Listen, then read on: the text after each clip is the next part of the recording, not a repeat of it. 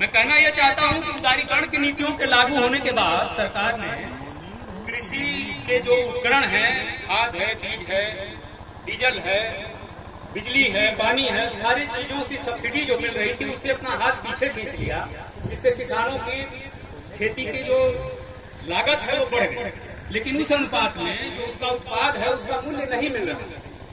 तो किसानी और खेती करना जो है वो घाटे का सौदा हो गया, जिसके कारण किसान कर्जदार होते जा रहे हैं और आत्महत्या कर रहे हैं। इसीलिए संयुक्त किसान मोर्चा के साथियों ने और अन्य संगठनों ने भी एमएसपी की मांग करी है और किसानों के ऋण माफी की मांग करी है और जो है कि बिजली के निजीकरण का भी विरोध कर रही है। तमाम बातें हैं आज की। मोटी मोटा मैं कहना यह चाहता हूं कि किसान और किसानी की सारी समस्याओं के जड़ में सरकार की नीतियां हैं जो किसान विरोधी हैं और कारपोरेट की पक्षधर हैं, क्योंकि आजकल नीतियां जो है सरकारी नीतियां वो अमेरिका, WTO और उसके कारपोरेट दलाल अडानी और अंबानी तय कर रहे हैं और दो राजनीतिक ठग रंगा बिल्ला उन नीतियों को क्रियान्वित कर रहे हैं।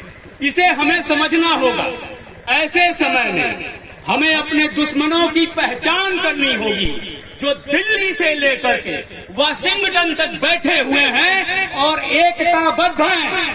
हमें भी किसान मजदूर साथियों को पहचानना होगा और एकजुटता कायम करनी होगी। इसके लिए पूरे देश में चल रहे किसान आंदोलन और उनसे जुड़े जन संगठनों के बीच एक एकता कायम करनी होगी और उन्हें एक माला में पिरोना होगा ताकि कन्याकुमारी से लेकर कश्मीर तक किसान एक साथ हुंकार भर सके। इसके लिए साथियों हमें देश भर में किसानों की एक पहचान, एक राजनीति और एक संस्कृति कायम करनी होगी, जिसके लिए हजारों ऊर्जावान नौजवानों और समर्पित कार्यकर्ताओं की जरूरत है जो इस विराट परियोजना को पूरा कर सकते हैं। क्योंकि समय नहीं है बात रखने के लिए, मैं फिर आता रहूंगा। मैं आपके पड़ोसी जिला गोरखपुर से आता हूं, मैं रहता दिल्ली में हूं, पर अभी दबाव है। 2 मिनट में अपनी बात मैं खत्म करता हूं और लगभग मुझे लगता है शायद 2 मिनट हो गए हों, पर मैं 1 मिनट और अपनी बात कहूंगा कि हमें अपनी ताकत को पहचानना है।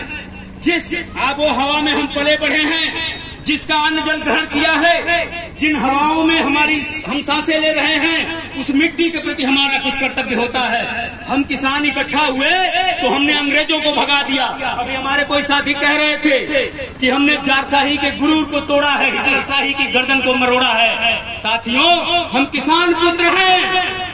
हम किसान लोग नौधा बछरू का सींग पकड़ कर उसे पटक देते हैं और उसकी नाक में रस्सी डालकर उसे नाथ देते हैं। हम योगी और मोदी सरकार को कहना चाहते हैं कि देह की गर्मी और दिमाग की अकड़ को औकात में रखो, नहीं तो नाथने में देर नहीं लगेगी।